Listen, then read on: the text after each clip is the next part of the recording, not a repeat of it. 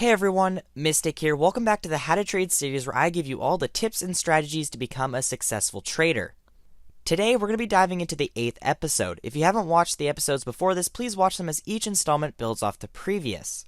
Lately, I've been getting a lot of questions about the price of Blaze Katana and even more questions about how to trade it. This has inspired me to make the episode I am today. The topic is going to be new items. I'm going to be focusing on what happens when an item is introduced into the market. Before we get into the actual trading part of this subject, I want to talk about how new items may be introduced. The first and most obvious way is auctions. The newest items to hit auctions lately have been Nature Axe, Paladin Staff, Void Knife, and Blaze Katana. The next way is from events, and this is where things get a little bit more complicated. We haven't seen very many items entering the market this way lately, but it was common occurrence 3 or 4 years ago. Most notable of these would have been the Layered Saber, or really any layered items on his birthday. The last way that an item could appear is probably the most complicated. This is when an item spontaneously shows up in tables. This could have been through spawning, it could have been an old item that has surfaced, or it even could be a gift from an admin. Usually, these items react differently in terms of price and how the public views it, and I'll touch on that later. I'm going to split this episode into 2 sections. First, how the market reacts to new auction and event items, and then how it reacts to an old or spawned item. When looking at new items that enter the market via auctions or events, there are a lot of variables that determine what it will do. We've had a few great examples over this past year, and I'm going to talk about 3 of these in particular. First, we have the most recent and probably the most popular. This is Blaze Katana. The biggest distinction that this has is a very highly demanded item. This changes how the item acts once it goes into tables. Items like this, especially those that were released by Jeff, are risers. Generally, they come out and trade for around 300 to 400k. This was the same case with Void Knife. Due to the cool factor of the item, its limited quantity, and the usual addition of hats a month into its lifespan, the item rises by a considerable amount after about a month. We are currently seeing this in action as Blade has been skyrocketing to around 700 to 800k, and with Void we saw a similar rising until it hit about 1 million. It's pretty safe to bet that if another item like this is released in the coming months or even year, it'll rise just the same. Obviously, my recommendation with this is if you see one that is going to be doing around the same thing, definitely buy it early. The next item is Paladin Staff. This item is pretty demanded as it is an incredibly cool item. However, it's missing 2 things that made Blaze and Void's releases so intense. This is the limited quantity in auctions and the lack of post-release hats. This item definitely had the opportunity to rise to maybe even 700k if it included maybe even a cool hat that went along with it, or if they would have only auctioned 10 or 15.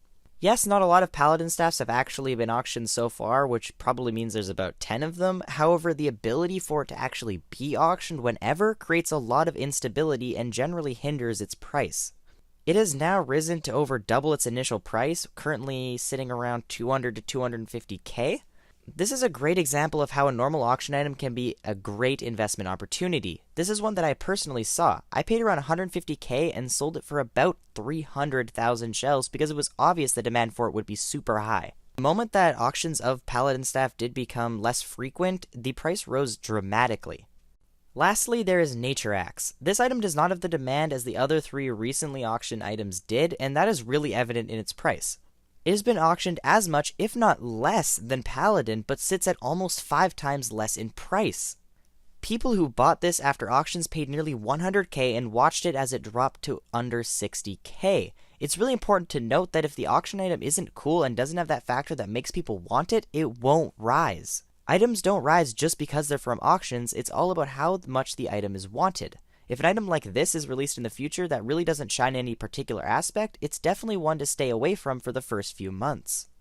Moving on, I want to talk for a bit about items that are spawned or old items that come into the market. First of all, I don't support spawning, but when things like this happen, it is really an opportunity if you can identify it. Spawned items are risky, I can say that a million times. We saw with Water Bottle that it can be taken away and sometimes you can lose out on your shells and all of the profit you made. However, in some cases such as Golden Butterfly Knife, the item can remain in the game and you can make hundreds of thousands of shells. I saw a lot of people trading this around and making profit all the time. It's honestly a matter of luck, so if you like the gambling style of trading, it's probably your kind of thing.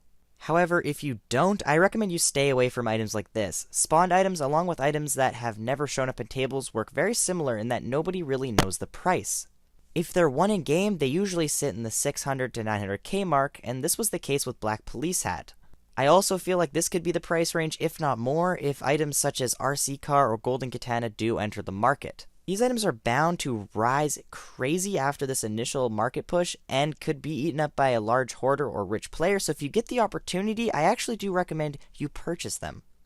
Anyways, guys, that's going to be it for episode 8 of the How to Trade series. If you guys have any questions, feel free to leave them in the comment section down below or message me in-game. I'll be replying to all the comments and any messages that I get. If you guys enjoyed today's episode, please leave a like and subscribe if you're new to get more trading tips and to also be kept up to date on any Graal news. Thank you for watching, and I'll see you in the next video.